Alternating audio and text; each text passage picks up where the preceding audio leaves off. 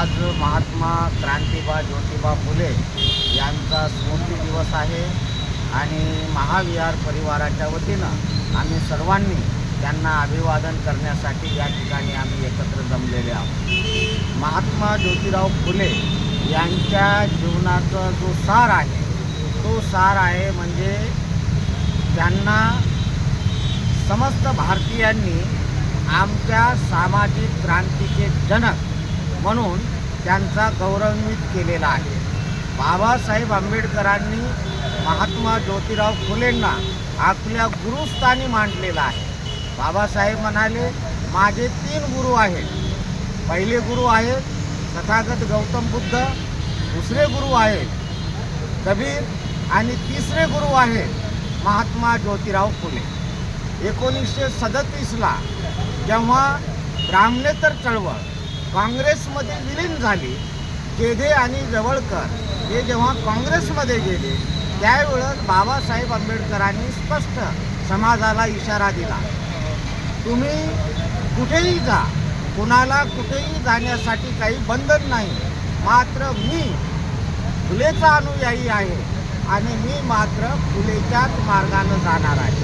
सोबत मार्क्सला घेईल किंवा अन्य कुणाला घेईल, पण मी फुलेची वाट सोडणार नाही।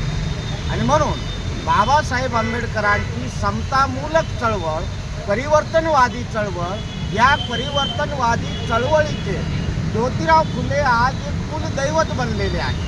आणि म्हणून संपूर्ण सामाजिक परिवर्तनाचा जो समाज आहे तो फुले शाहू आंबेडकर असा हा समाज बनलेला आहे।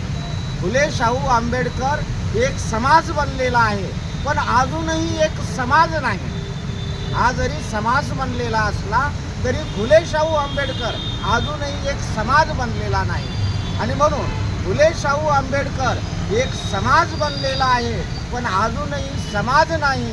किती लोकसभा होतील विसर्जित, अजूनही वंचिताचा बुलंद आवाज नाही।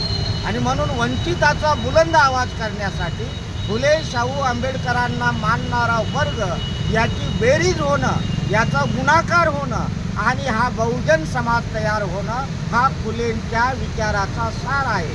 आणि या दृष्टिकोनातून फुलेंना समस्त बहुजन समाजाने आपलं आराध्य दैवत म्हणून त्यांनी आपलं स्वीकारावं आणि फुलेच्या चरणी नतमस्तक व्हावं असं मी आवाहन करतो आणि माझं छोटंसं संभाषण संपवितो।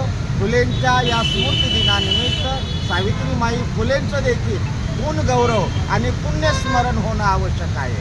कारण फुलेंनी त्यांना 1888ला जेव्हा महात्मा ही पदवी प्रदान केली त्यावेळेस फुलेंनी सांगितलं की माझ्याही पेक्षा सावित्रीचं कार्य मोठं आहे आणि या पदवीसाठी, या शालजोडीसाठी सावित्री ही पात्र आहे।